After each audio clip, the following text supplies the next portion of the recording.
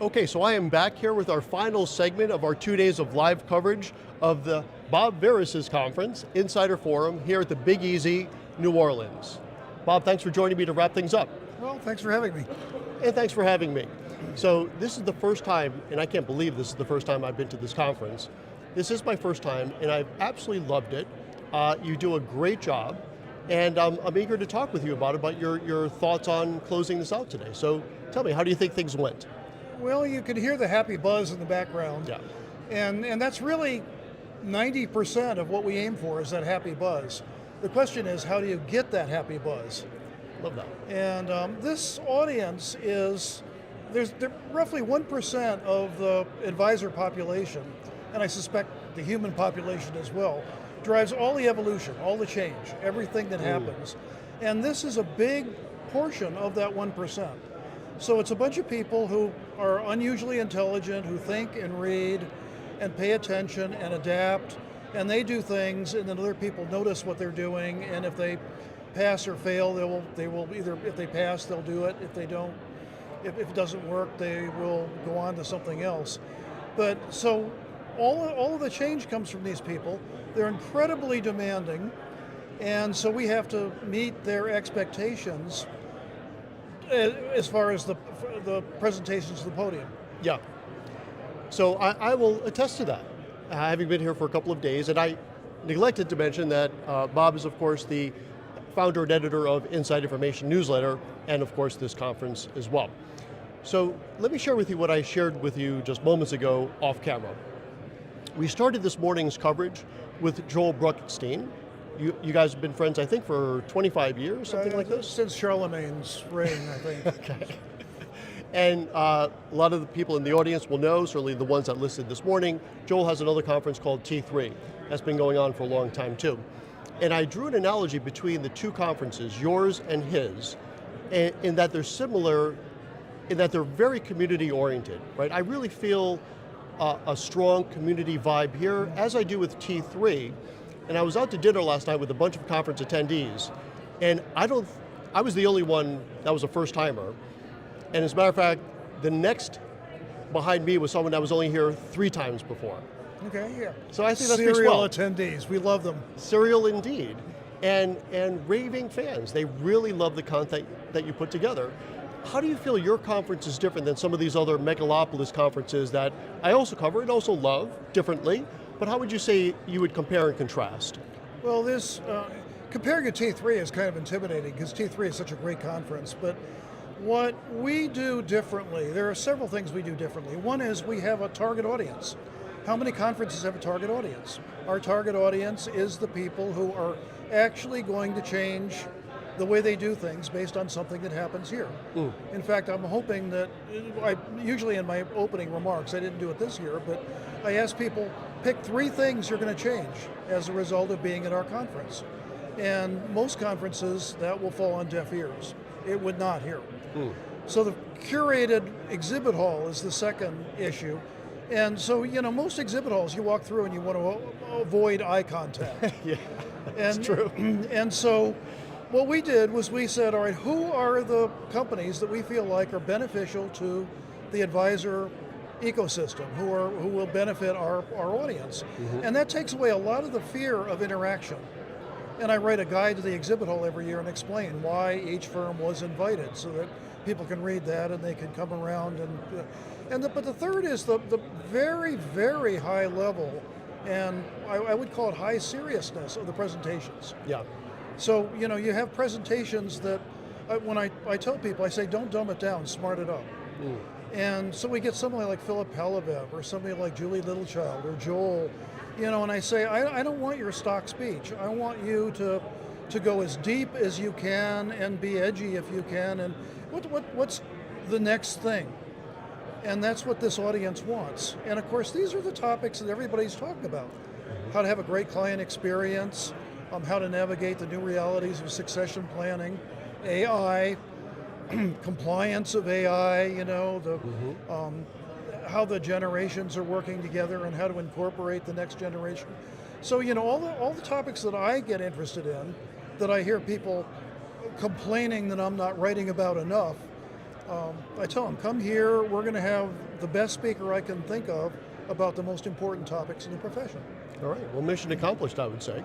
Well, you never feel like it's good enough. I love that, and that mentality keeps things evolving, and I am fully on board with it. How long have you been doing this conference for? We just figured it out last night because I didn't know. Okay. This iteration is 13 years. We did an earlier version for 2 years. Okay. What was the difference between the first two and the most recent 13? Well, the first two we were in a partnership with Joel and Dave Drucker.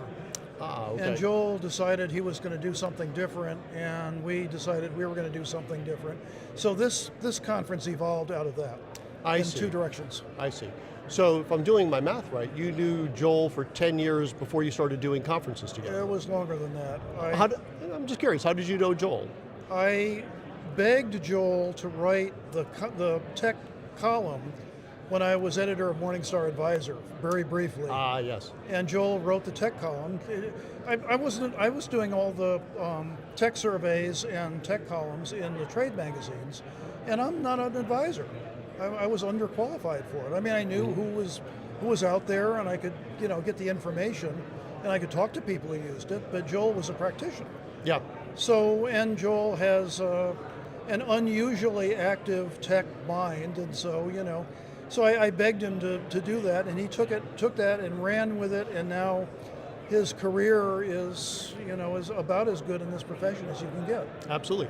Oh, and I'm remiss here to mention that your podcast dropped today, that you and I did. So Joel, I'm conflating you guys now. So Bob and I did a podcast a few weeks ago. It just dropped today. If you go to goRIA.com, it is top of page right this moment.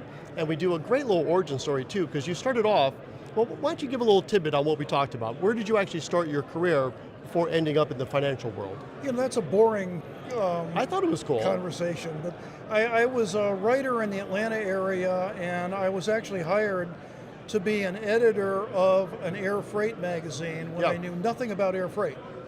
And I said, I'm not just underqualified, I'm a blithering idiot on this subject. And they said, nobody else wants the job. You're hired. Yeah, that's right. So I ended up doing that. And then the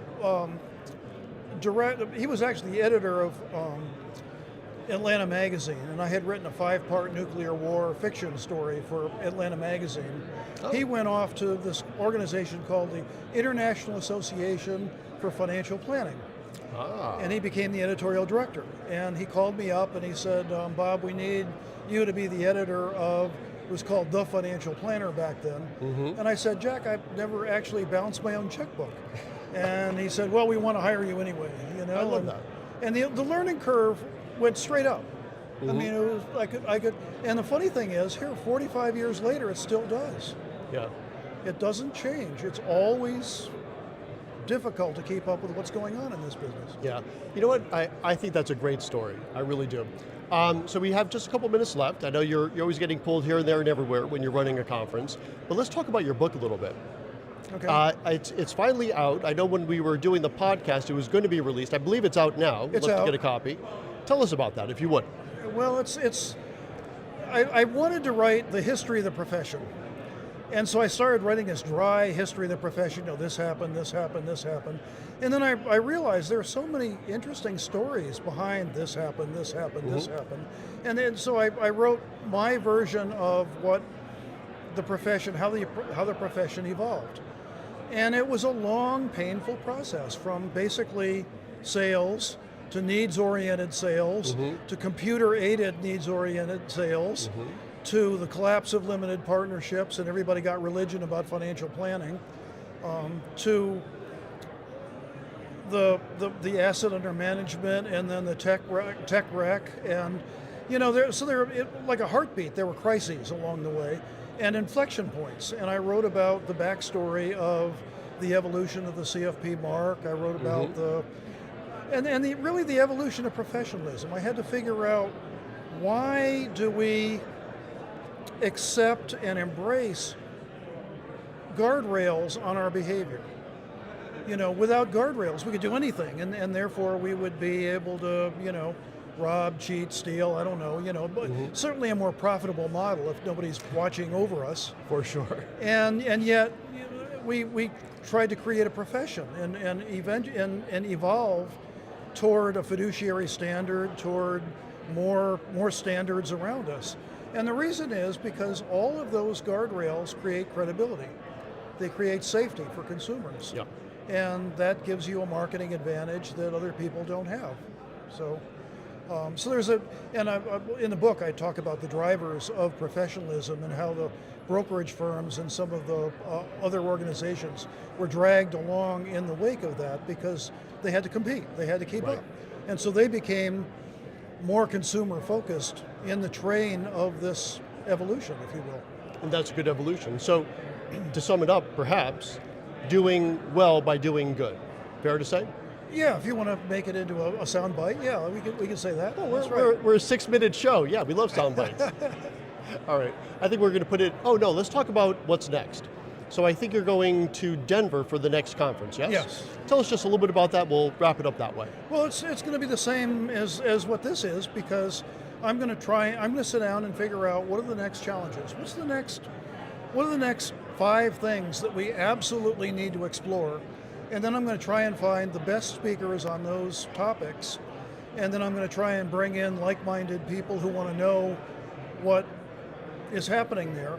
And I should add that really it's a lot easier because when you have a curated audience at a high level, they deliver to each other at least a third and maybe half of the value of coming to a conference. Yeah. And that you can hear that happening right now. They're all interacting, and when you have a community, you have probably 2/3 of the way to a successful conference.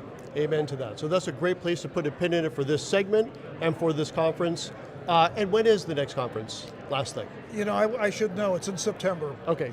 We have plenty of time. We'll certainly have you back on to promote it, because I really think it took me, for going all the way back, 30 years to find this. And I'm certainly glad that I did. Bob Veres, congratulations on another great conference. I'm already looking forward to September of next year. Sounds really good. All right, thank you. So again, this is it for this particular segment, which also means that's it for our goRIA coverage of the Bob Veres Insider Forum in New Orleans. We will be back next year to cover it, I hope and I think, in Denver. And for now, thanks for joining us. And next stop for goRIA will be the summit up in Tempe, Arizona. The retirement, now I'm caught off guard. The Jarvis brothers, you know the summit I'm talking about, the one and only, recently ranked by Kitces as one of the top conferences of the year. I will be there next week. Stay tuned for that. Thanks for joining us, and Bob, thanks again. Cheers.